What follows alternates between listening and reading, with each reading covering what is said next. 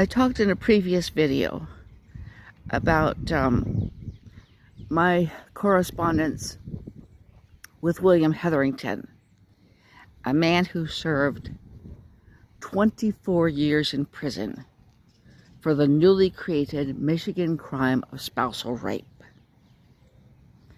Now, there are a lot of issues that his case brings up, but one of them is I don't think we can make it a condition of release that someone admit to their crime, okay?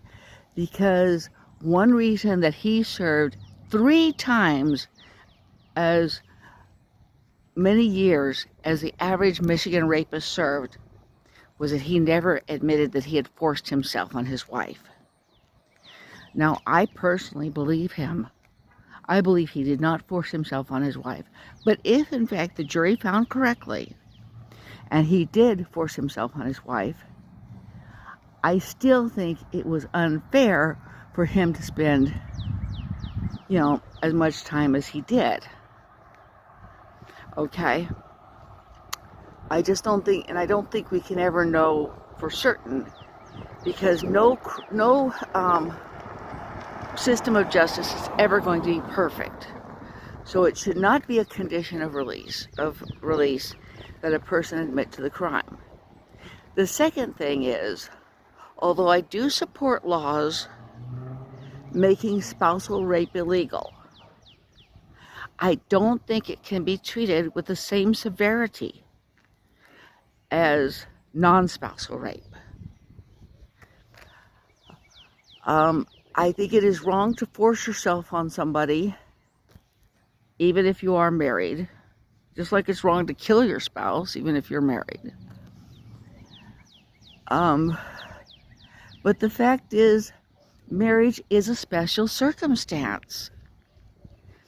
And sex is something that is expected to occur within marriage, that occurs, generally speaking, very frequently within marriage. And you have to take that into consideration.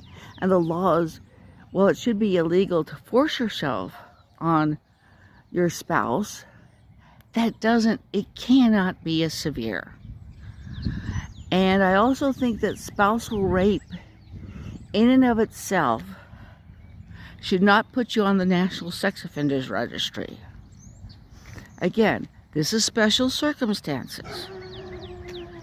And,